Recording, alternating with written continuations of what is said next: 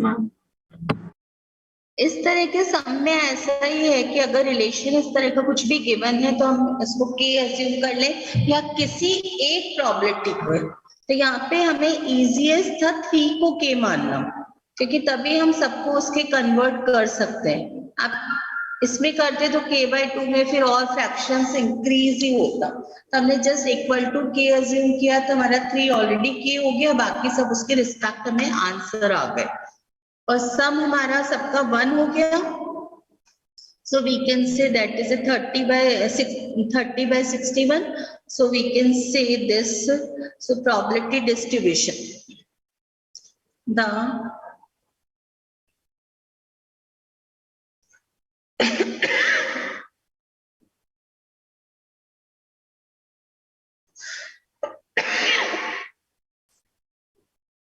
so x आपका क्या हो जाएगा 1 2 3 4 और probability of x is equal to x। इसका तो आपका क्या हो गया 30/61, क्योंकि ये तो k ही था, इधर k/2 था। फर्स्ट वाले में k/2 देन k/3, k/2 यानी 15/61, k/3 दैट इज 10/61 और k/5 k/5 यानी 6/61। आप चेक कर लो, आप you are correct, total must be 1। काउंट करके देखिए। Is it clear? 61/61 which is 1. Okay. अब नाउ आपको सेकेंड पूछा है डिस्ट्रीब्यूशन फंक्शन।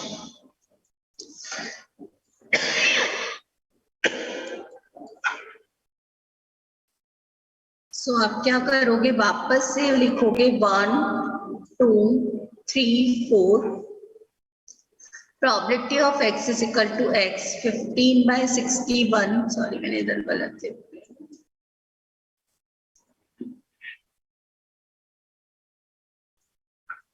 10/61 30/61 एंड 6/61। और डिस्ट्रीब्यूशन टेबल आपका क्या हो जाएगा f of x। बताओ क्या आएगा, 15/61 25/61 55/61 और this is it clear? So that is no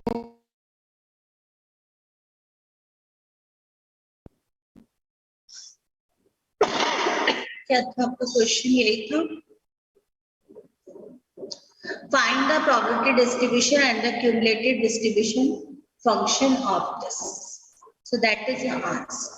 Check कर। Is it okay?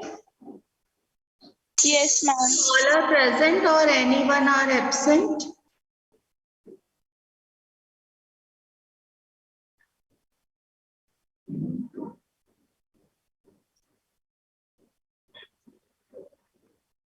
ठीक है, this is your practice exercise. जो फर्स्ट क्वेश्चन ऑलरेडी मैं डिस्कस कर चुकी हूँ, इसमें just write down the probability distribution of the sum of the number appearing on the two on the toss of 2 dice. ये already हम लोग कर चुके हैं। सेकेंड वाले में आपके पास क्या है,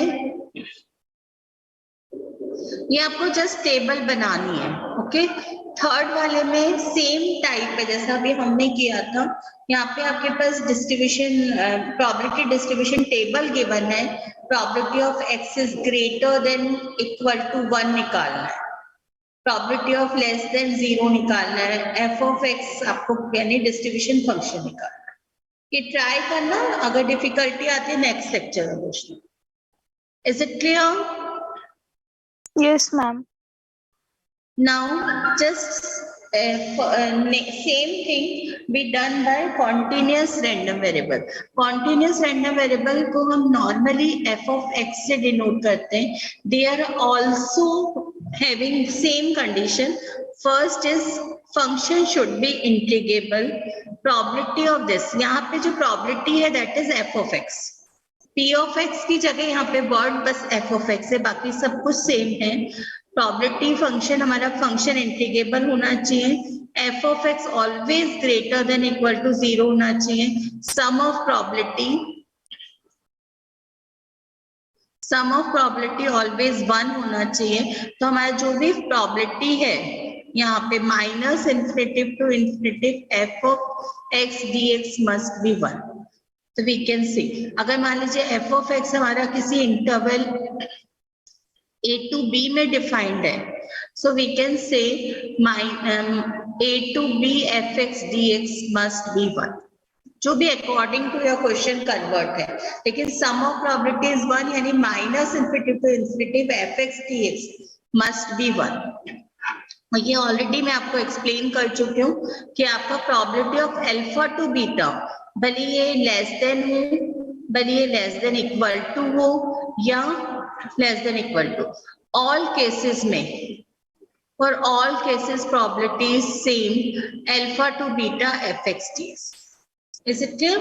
सो एक छोटा सा सम है for this, find the constant c such that the function f of x is cx square 0 to 3, otherwise it is 0. Is it clear? So is a density function, find c and probability of 1 to 2 आपको find out करना है। तो यहाँ पे जो आपका probability function क्या given है, here f of x is cx square between 0 to 3 and 0 otherwise। Otherwise का क्या मतलब है? 0 to 3 इंटरवल के अलावा जो भी है, यानी minus infinitive to 0 it is 0, f x is 0 and 3 to infinitive it is 0। इसका मीनिंग ये है। Is it okay? और you can say close interval. Okay, तो अदरवाइज इट इज 0, बाकी सब जगह इसकी वैल्यू है सी एक्स स्क्वायर। तो हमें पता है कि सिंस सम ऑफ प्रोबेबिलिटी कितना होता है? 1, तो यानी minus infinitive to infinitive f x D x हमारा 1 होगा। So we can say minus infinitive to 0 0 d x plus 0 to 3 is cx square dx plus 3 to infinitive it is again 0 dx, should be 1. So that means 0 to 3 cx square dx is 1. So integrate karoge, you got cx cube by 3 over the interval 0 to 3. So you can say यहाँ पे करके देख लो, 0 to 3 cx square dx is 1. So that is cx cube by 3 over the limit 0 to 3 is 1. तो c 3 cube कितना होगा? 27 by 3 ना is 1. So ये square यानी c is 1 by 9. Is it okay? फिर आपसे सेकंड पूछा प्रोबेबिलिटी इज 1 to 2, तो जस्ट आपका c का वैल्यू पुट कर दिया तो एफ एक्स हमारा हो जाएगा कितना?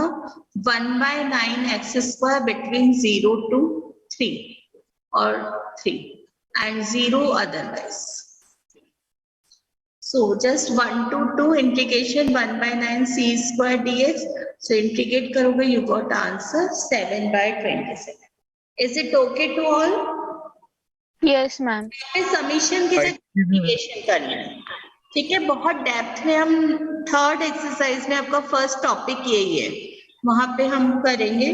जस्ट एक बार आपको एक्सक्यूज मी मैम। हाँ यस मैम, इस क्वेश्चन का इनिशियल आप जो सॉल्विंग थे उसको रिपीट कर सकते हो क्या? बाकी समझ गया था, मैं डिस्कनेक्ट हो गया था।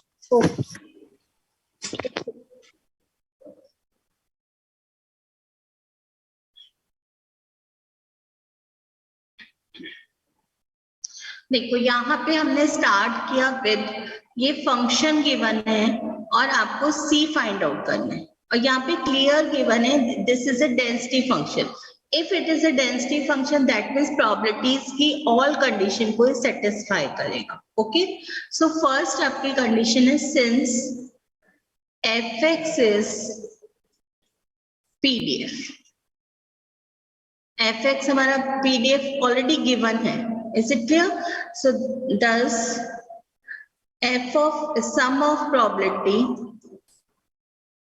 must be 1. Sum of probability हमारा 1 होगा। So minus infinitive to infinitive f x dx must be 1. So that means minus infinity to 0 dx plus 0 to 3 cx square dx plus 3 to infinity 0 dx must be 1. So that means 0 to 3 cx square dx must be 1 हो गया. Is it clear? Yes, got it. Out हो गया तो x cube by 3 0 to 3 1 हो. By solving you can say 9c is equal to 1. That means c is 1 by 9. Is it clear?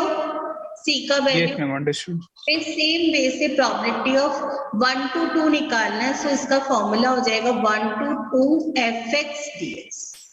और c we know that, तो हमने value put कर दिया. c का 1 by 9 accordingly calculate. Is it okay? Yes, ma'am. Okay. Next is one more question. यहाँ पे देखो language को एक बार छोड़ दो. एफ ऑफ एक्स गिवन है a e raise to power minus x by 5 for x is greater than equal to 0. Otherwise it is same. Is it okay? अब question read करो. A length of time in minutes, okay, a lady speak on the telephone is found to be random phenomena with PDF S. PDF आपके पास already given है. Find A यानी this constant and the probabilities that she will speak more than 10 minutes. यानी कि they ask us probability of x is greater than 10. okay. Second आपसे पूछे less than 5 minutes. Second question है probability of x is less than 5. और third question है probability of between 5 to 10 minutes. Is it clear? Here f of x given है. Second आपके पास 3 probabilities पूछे greater than 10, less than 5 and between 5 to 10. Is it okay? बिल्कुल 100% same way. तो सम of probability हमारा क्या होगा? Minus infinity to infinity f x D x is 1. So by formula minus infinity to infinity f x D x. यहाँ पे देखो 0 से greater यानी 0 टू इन्फिनिटी पे तो यह है a e raise to minus x by 5 d x. और अदरवाइज यानी कि माइनस इन्फिनिटी टू 0 पर इसका वैल्यू 0 हो जाएगा. तो वो वाला पार्ट हमने ओमिट कर दिया. Minus infinity to 0 dx. Okay. So ये बचेगा इक्वल टू 1. सिंप्लीफाई किया a का वैल्यू आ गया. करके देख ली.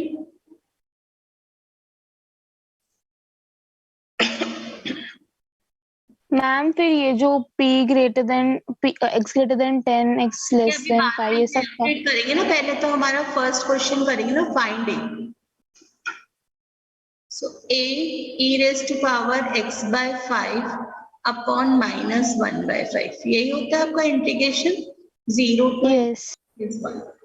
e raised to power ax का इंटीग्रेशन होता है formula e raised to power ax upon a. Simple integration apply किया.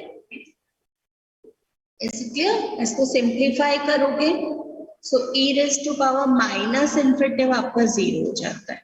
अपर लिमिट आपका 0 हो जाएगा. लोअर लिमिट पे ये आएगा वैल्यू -5 और ये लोअर का नेगेटिव और तो +5 इज इक्वल टू 1. तो a का वैल्यू आ गया 1/5. प्लीज कैलकुलेट करके देखो अपने आप.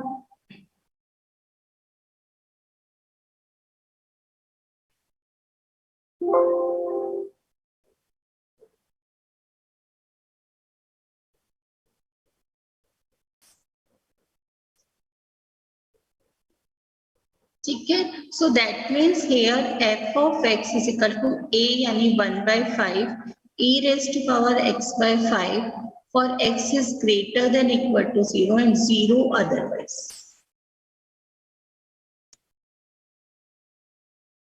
यही है हमारा क्वेश्चन. Is it okay? अब आपको कैलकुलेट क्या करना है. First probability of x is greater than 10. क्या फॉर्मूला होगा? आपका, बोलो 10 to infinity, greater than 10 यानी up to infinity तक जा रहा है, fx dx, that should be formula. Is it okay? हाँ. Yes, ma'am. So 10 to infinity 1 by 5 e raised to minus x by 5 dx. So it is 1 by 5 e raised to minus x by 5 upon minus 1 by 5 10 to infinity. Okay, so first term तो आपका 0 हो जाएगा because e raised to minus infinity 0 है. So first 0, second term में minus, ये 1 by 5 है और ये minus 5 आएगा, then e raised to power minus 10 by 5. So ये minus minus plus हो जाएगा, 5 cancel out हो जाएगा, plus e raised to power minus 2. Is it okay? So that means probability of x is greater than 10 is 1 by e square.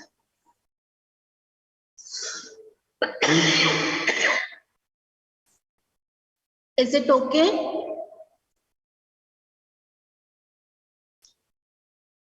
Check करो.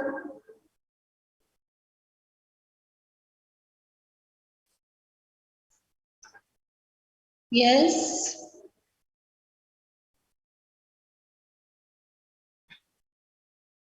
Next is probability of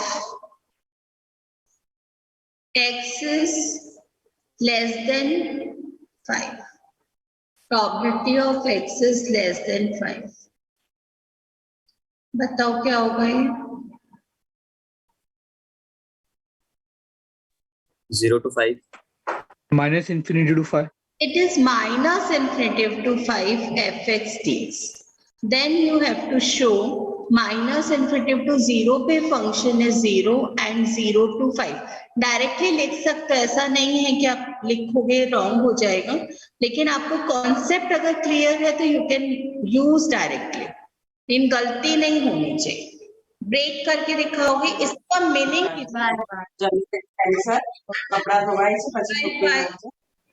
-5 e raised to minus x by 5 0 to 5. So calculation.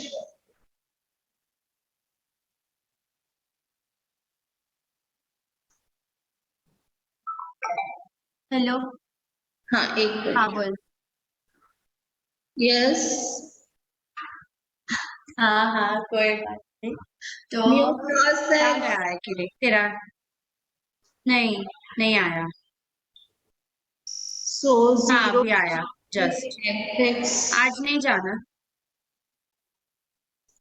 Please mute करो host उसको. So it is 0 dx plus 0 to 5 1 by 5 e raised to power minus x by 5 dx. So it is this. So you can say it is minus of, ये 5 है आप पहले से cancel कर सकते हो, e raised to power minus 5 by 5 minus e raised to a 0. Is it clear? So e raised to power 0 या minus 0 is always 1. So ये हो जाएगा minus e minus 1 minus 1. So you can say 1 minus 1 by e और e minus 1 by e और या 1 minus e minus 1, कुछ भी answer हो सकता है. Is it clear? Ma'am. Yes, ma'am. Ma'am. हाँ यस बच्चा बोलो. मैम वो x ग्रेटर देन 10 है तो 10 तो इंक्लूडेड नहीं है, तो फिर वो इंटरवल में 10 कैसे? कॉन्टिन्यूस में देखो ऐसा नहीं होता, less than equal to greater than का मतलब ही नहीं. अगर ये डिस्क्रीट होता तो हम वो इंक्लूड, क्योंकि यहाँ पे 10.0 is included there, 10.01 is there. Is it clear? That is the difference between discrete and continuous. यहाँ पे up to 10 हो या इसीलिए सेमी ओपन ओपन कोई फर्क नहीं पड़ता, ग्रेटर देन 10 में 10 इंक्लूडेड होता है. Is it clear? Yes, ma'am. ठीक है, वहां पे देखो 10, वहां पे तो क्या था 10 और 11 के बीच का कोई भी नंबर नहीं था, इसे 10 से ग्रेटर है यानी 11 स्टार्ट हो गया। लेकिन यहाँ पे 10 और 11 जो इंटरवल है उसके बीच में इनफाइनाइट मैनी नंबर्स हैं, तो इसीलिए वो कॉन्टिन्यूस में open interval, semi open interval या क्लोज इंटरवल का कोई इफेक्ट नहीं होता। We have to take lower limit up to upper limit, integration हमारा यही रहता है।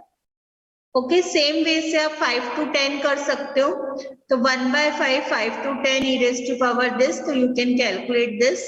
So all the answers are there. Check कर, is it okay? ये कंप्लीट आपका सॉल्यूशन है शॉर्टकट में। अगर a x ग्रेटर देन 10 है यानी 10 to इंफिनिटिव पे कैलकुलेशन, लेस देन 5 है 0 to 5 and 5 to 10, 5 to 10. Is it okay? Now, probability distribution function of a random variable. So, same thing. Exercise number 3. Same आपका ये है, first मैंने आपको बता दिया कॉन्टिन्यूस का। सेकेंड वाले क्वेश्चन में आपका एफ एक्स है k x e raise to minus x by 3 0। यहाँ पे आपको क्या फाइंड आउट करना है, वैल्यू ऑफ के, probability that on a day on electric consumption is more than expected electrical consumption. ये मैंने अभी आपको पढ़ाया नहीं, एक्सपेक्टेड वैल्यू, उसके बाद हम ये वाला क्वेश्चन करेंगे। Is it clear? सिर्फ आप यहाँ पे के फाइंड आउट कर सकते हो by this formula, sum of probability is 1, यानी minus infinitive to infinitive fx dx is 1, so minus infinitive to 0 it is 0 and 0 to infinitive kx e raised to minus x by 3 dx is 1. तो ये calculate करोगे, you got the answer value of k. ठीक है, बाकी जो second part है इसमें expected value, यहाँ पे क्लियर नहीं है, एक्सपेक्टेड वैल्यू पहले कैलकुलेट करोगे, उसके अकॉर्डिंग आपका ये आएगा, एक्सपेक्टेड वैल्यू से ग्रेटर है। ठीक है, अभी मैं एक थोड़ा सा आपको आगे इंट्रोड्यूस करूं, उसके बाद हम इसको करेंगे। ओके, नाउ ओके, ये हमारा टॉपिक एक्सरसाइज नंबर 3। ठीक है, इसको समझने के लिए फिर ठीक है नोटपैड ओपन करते हैं।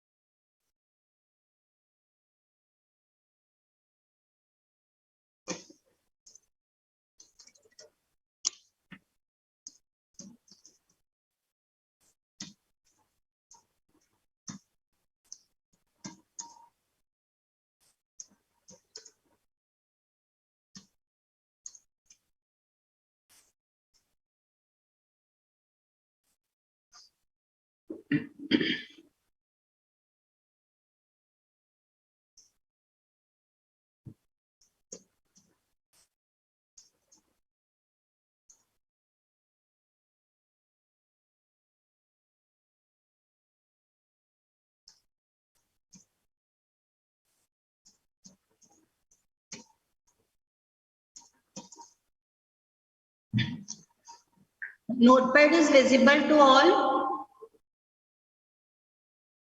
क्लियर है? अभी तक का कॉन्सेप्ट सबको क्लियर है? इसके बाद नेक्स्ट है आपका expectation. Next term is expectation of random variable. अभी बहुत सारे मिक्स कॉन्सेप्ट्स हैं आपके, ये जो अभी हमने प्रोबेबिलिटी फंक्शन पढ़ा इसी को हम थोड़ा डेप्थ में जाएंगे, अलग अलग डिफरेंट केसेस होंगे तो हमारा प्रोबेबिलिटी फंक्शन कैसे वर्क करता है उसी चीज को हम स्टार्टिंग से पढ़ेंगे। लेकिन before this first we have to talk about the expectation. What is the meaning of expectation? Now you know that what is the random variable, okay, or its probability function और this distribution function. ये 3 term आप सबको पता है, इसमें किसी को कोई डाउट नहीं होना चाहिए. 3 टर्म्स में आपको पता होना चाहिए what is the random variable, what is the density function, what is the distribution function, और you can say cumulative distribution function. Now we talk about the expectation. What is the meaning of expectation? Expectation nothing but जो हम लोग बोलते हैं ना mean और you can say average, वही same चीज एक्सपेक्टेशन है. एक्सपेक्टेशन कुछ भी डिफरेंट नहीं है. जो normally you are talking about the mean. Mean कैसे निकालते हो किसी भी चीज का, बताओ मुझे. मीन कैसे निकालते हो? हम सारे ऐड करके डिवाइड बाय नंबर, वैल्यूज उनको ऐड करके डिवाइड ऐड कर देते हो, फिर टोटल से डिवाइड कर देते हो. Is it clear? आपने क्या किया, सारी जितने भी केसेस हैं आपके, जैसे मान लीजिए आप स्टूडेंट्स के मार्क्स का मीन निकालना है, तो आपने सबका 1 to 60 रोल नंबर्स के परसेंटेज पूछा, उनको टोटल किया और divided by total number of students किया. Is it clear? एवरेज का भी मतलब वही है. सेम थिंग हम यहाँ पे वर्ड यूज करते हैं expectation. Expectation of random variable बोलो या मैथमेटिकल एक्सपेक्टेशन बोलो. एक मिनट. सो इसको हम जो डिनोट करते हैं एक्सपेक्टेशन को ई से डिनोट करते हैं. एक्सपेक्टेशन ऑफ एक्स यानी expectation of random variable. Is it clear? तो हमारे पास जो प्रोबेबिलिटी टेबल होता है ये होता है x, x1, x2, x3, x4 ले लेती हूँ मैं, और प्रोबेबिलिटी ऑफ x हमारा होता है p ऑफ x1. इसको मैं ऐसे लिख देती हूँ P1, P2, P3, P4. Okay. So expectation of x क्या होता है?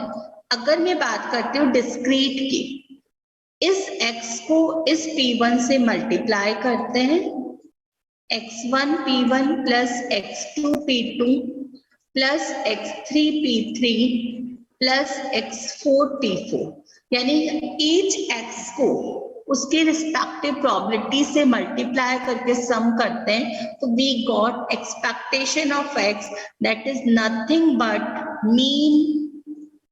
This is same thing average.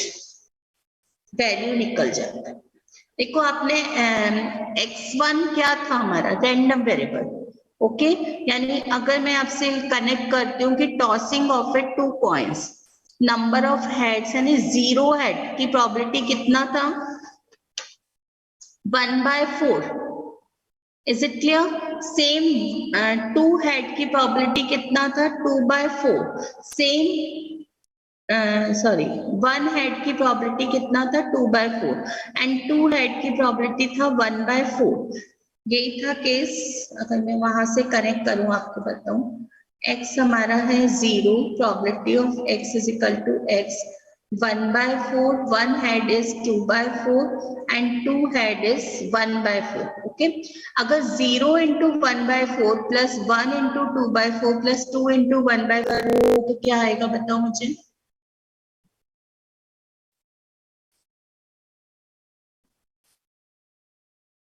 1. तो एक्सपेक्टेशन यही होता है कि अगर हमें किसी भी चीज का एवरेज लेना है तो आप क्यूमुलेटिव में क्या करते हो? जैसे फॉर एक और एग्जांपल देती हूँ. आपके पास 60 स्टूडेंट्स हैं. ओके, जस्ट इजी बनाने के लिए मैं आपकी परसेंटेज 10, 20, 30, 40, 50, 60, 100 कर रही हूँ. ओके, 60 स्टूडेंट्स में ये 10 परसेंटेज ही आई है. कहीं भी राउंड या आप पॉइंटर मान लो. आपको जो ग्रेडिंग देते हैं 1 to 10 में देते हैं, 1 to 10 में ग्रेड्स हैं. अब अकॉर्डिंगली हम क्या करेंगे, 10 ग्रेड के कितने स्टूडेंट्स हैं?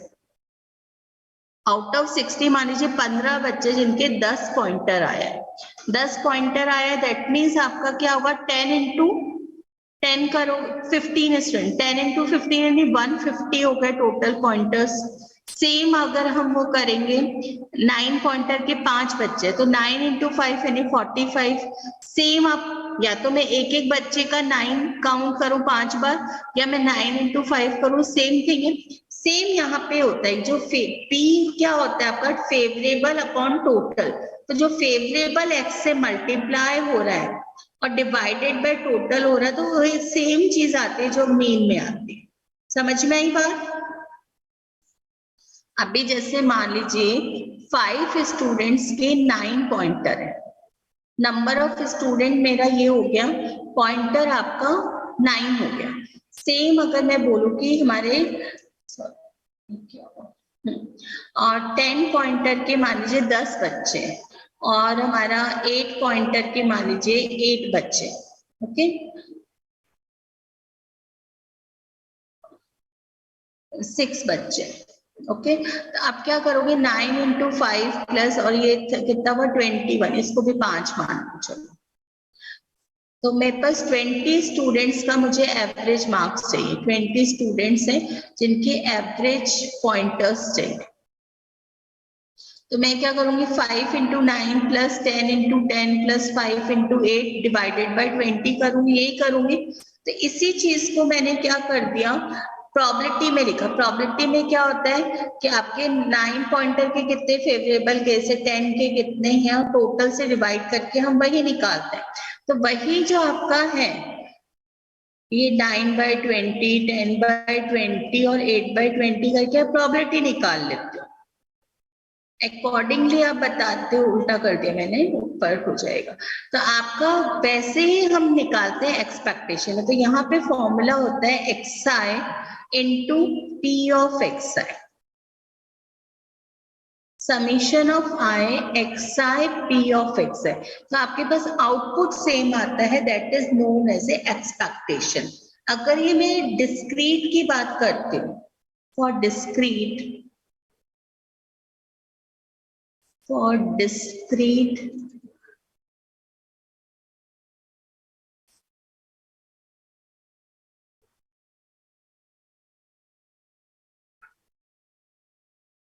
मैम अभी ये कंफ्यूजन हो रहा है सब।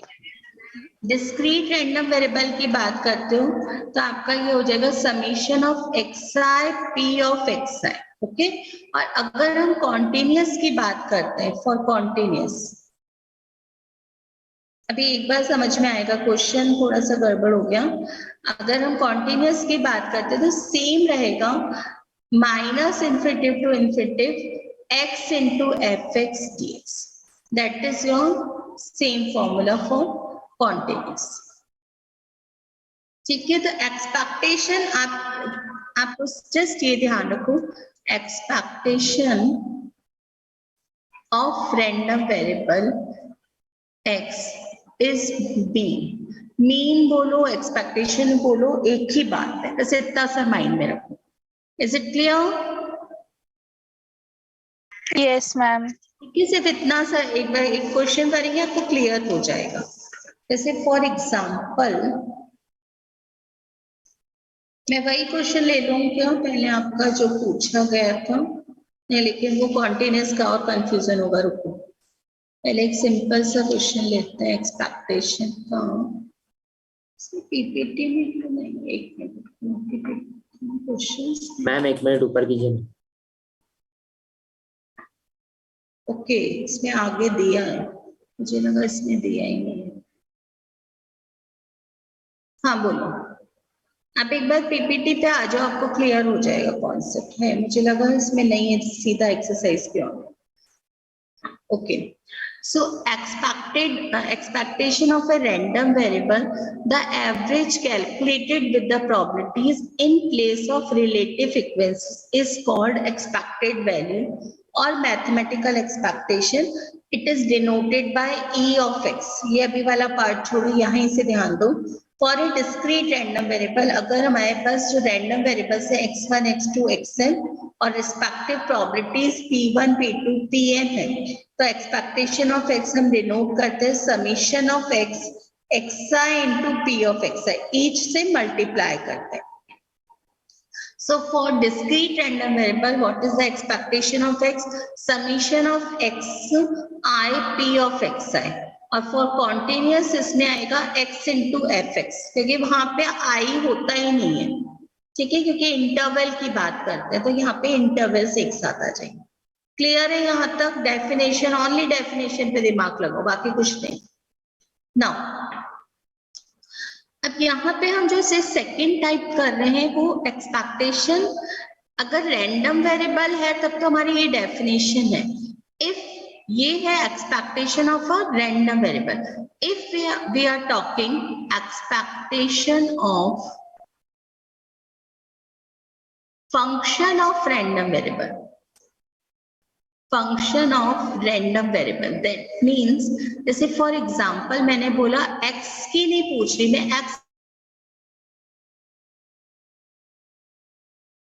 स्क्वायर की एक्सपेक्टेशन पूछ, I am asking about the x square expectation. तो देखो वहां पे क्या होता है, जो एक्सपेक्टेशन ऑफ कोई भी फंक्शन है g of x, that is same formula रहता है g of x into p of x। ये हमारा एक्सपेक्टेशन का फॉर्मूला, वहां पे कोई फर्क नहीं पड़ेगा यहाँ x है, x स्क्वायर है, x स्क्वायर 5 है। अगर किसी रैंडम वेरिएबल के फंक्शन की भी एक्सपेक्टेशन निकालना है तो जस्ट मैं क्या करूंगी, xi जो है उसको रिप्लेस करूंगी ये, और p ऑफ x हमारा सेम रहेगा।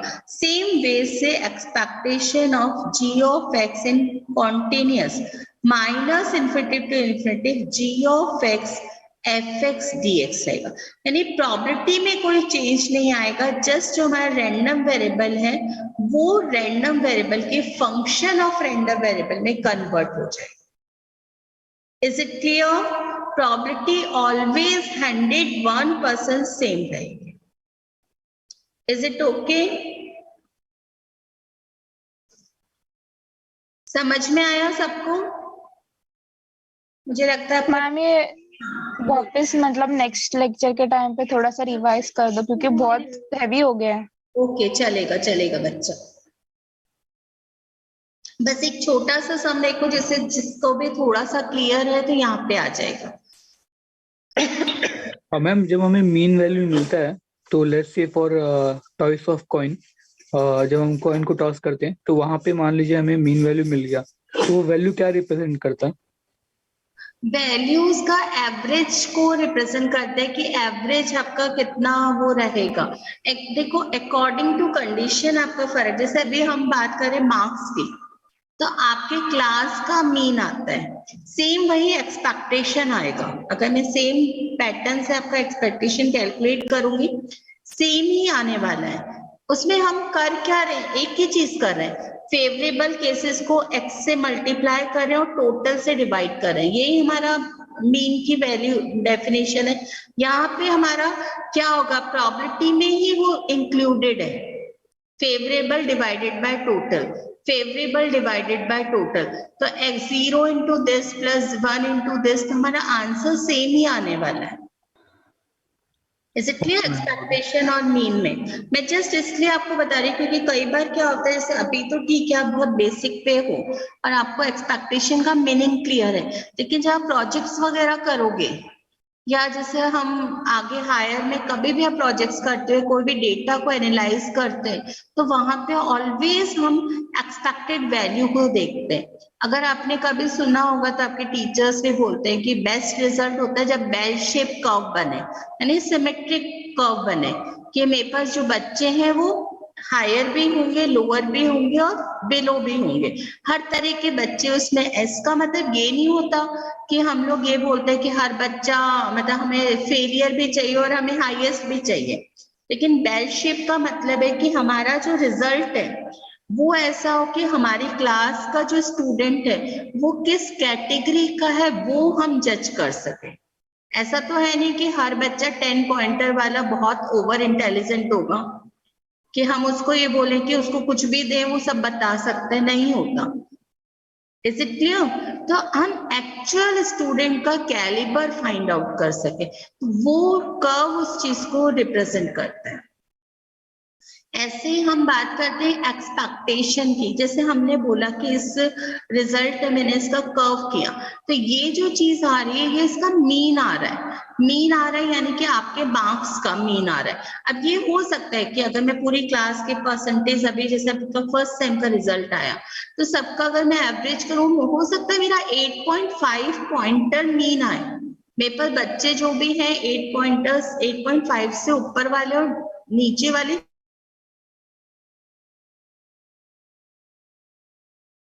बच्चों का जो एवरेज आ रहा है वो 8.5 आ रहा है। अब मे बी पॉसिबल मीडियन भी 8.5 आए, मैक्सिमम बच्चों का परसेंटाइल भी मेन है। और मोड क्या होगा, मोड यानी कि मैक्सिमम नंबर्स किसके कितने आए, वो भी हो सकता है 8.5 है। अगर ऑल 3 सेम आता है तो मेरा कर्व सिमेट्रिक हो सकता है, और मान लीजिए नहीं आता सेम तो हो सकता है मेरा कर्व इस तरह का बन जाए, हो सकता है मेरा कर्व इस तरह का बन जाए कि मेरे पास लोअर भी है और हायर भी है। तो वो डिपेंड करता है कि क्या रिजल्ट है। Is it clear?